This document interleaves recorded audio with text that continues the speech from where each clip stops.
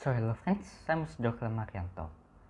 Have you ever wondered why do Chinese people knock on the table when you pour them tea? Of course, if you don't pour Chinese people tea or haven't even poured tea in your life, well, I guess that is fair that you don't know that because you haven't even poured tea. Why are they going to do that to you if it is only for pouring tea? So, there is an actual legend to explain that. But before that, to any of you who haven't subscribed, go on subscribe if you like it. Go on. However, if you don't like this kind of content, like this particular, you can dislike. And if you like this particular content, go on like. And then, if you notice something is wrong, you can go on comment.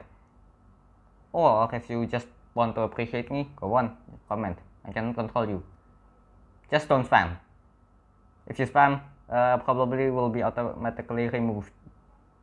Never spam. So the legend goes that Emperor, when something, or let me just say it, the Emperor, one emperor of the Qing dynasty, likes to go undercover. Guess why? He probably did not trust the staff very much about the information that they gave to him because it is indirect. And guess what?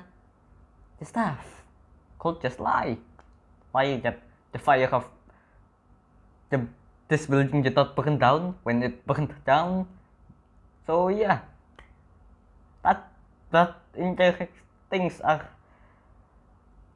a little bit worse than direct things, especially when there is corruption. So the emperor just, blended in with the populace, not other nations' populace. That will be sneaking, isn't it? And why would he even go to another nation if you're already emperor of one nation? So he went to a tea house one day.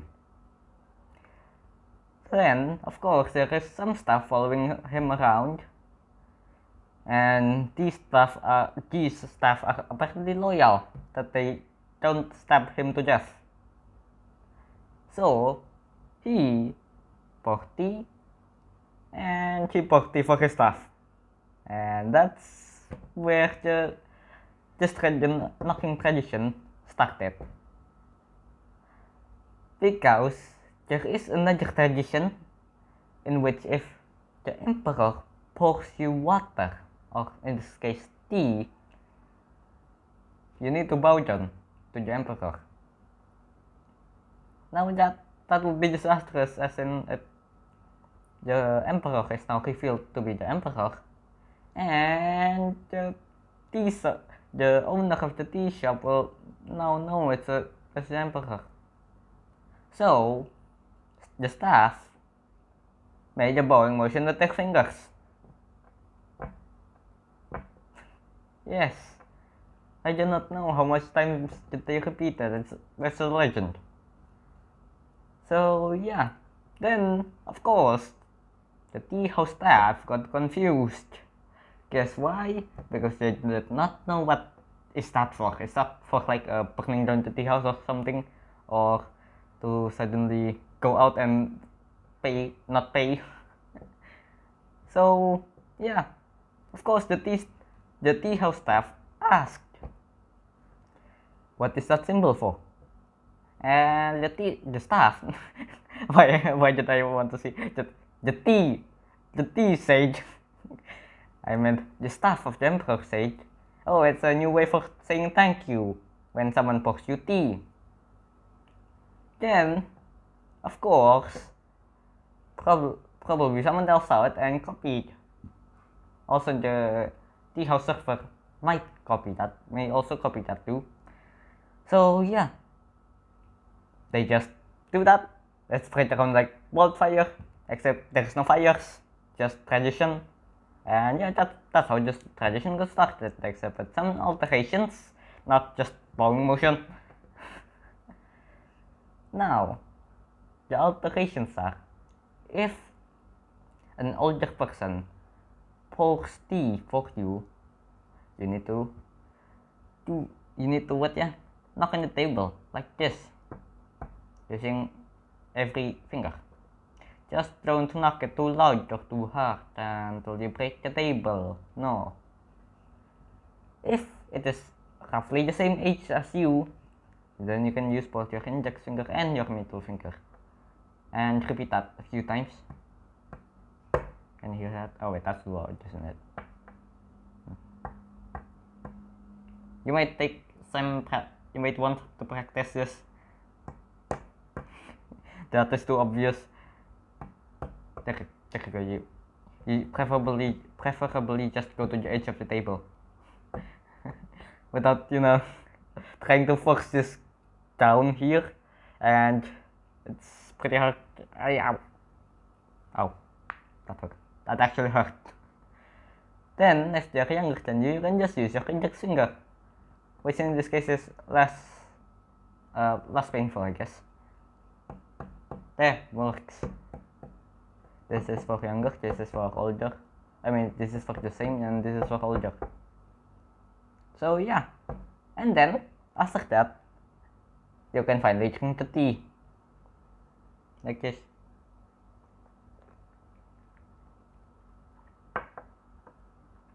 So yeah, that's how that tradition got started. And by the way, this is a Chinese tradition, not a British tradition. If this is British, they would have been another thing entirely. And it could be separated into two, which is the afternoon tea and the high tea. So, yeah, but people, you can do that now to people who pour you tea, like for example the tea server, or some kind of person who just decided to pour you tea, or even better, someone in your family. So, albeit the random person and the server, that's gonna be pretty confusing because you do not know their exact age. You need to judge by their face, and many people cannot do that accurately. Like for example, if you're 35 or 39, then you ask a server to pour you tea, and you judge that she is 40, then you made this. But then she turns out her age was actually 38. That is going to get confusing, right? So yeah. Anyways, the tradition is still here. So, in contradiction to that problem that you don't know the server's age, so yeah, somehow it is still here. Mainly kept alive due to family.